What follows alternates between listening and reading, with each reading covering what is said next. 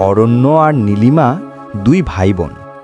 তারা শুনেছিল সুন্দরবনের ঠিক মাঝখানে এমন এক জঙ্গল আছে যেখানে দিনের বেলাতেও জোনাকিরা আলো দেয়।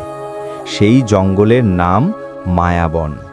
মানুষের মুখে শোনা যেত সেখানে একটি নীল পদ্মের দিঘি আছে, যার জল পান করলে নাকি মনের সব ভয় দূর হয়ে যায়।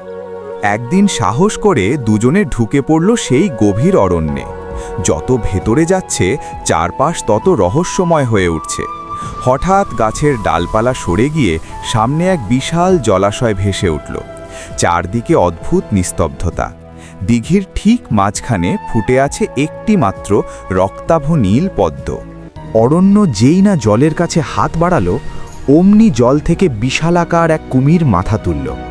কিন্তু আশ্চর্যের বিষয়, কুমিরটি তাদের আক্রমণ করল না। বদলে সে গম্ভীর গলায় বলল, এই দিঘির জল পেতে হলে নিজের প্রিয় কোনো জিনিস এখানে বিসর্জন দিতে হয়। নীলিমা তার গলার সোনার লকেটটি দিতে চাইল, কিন্তু অরণ্য তাকে থামিয়ে দিল। সে তার সাথে থাকা একমাত্র খাবার ও জলের পাত্রটি দিঘিতে ভাসিয়ে দিল। সে জানত বনের ভেতরে এই রসদটুকু ছাড়া তারা অসহায়।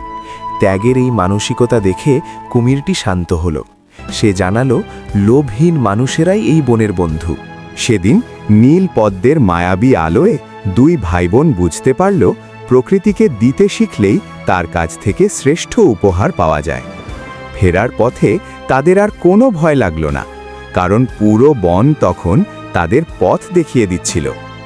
গল্পের এই নীল পদ্মের দিঘি কেমন লাগলো বন্ধুরা? কমেন্টে জানাবেন।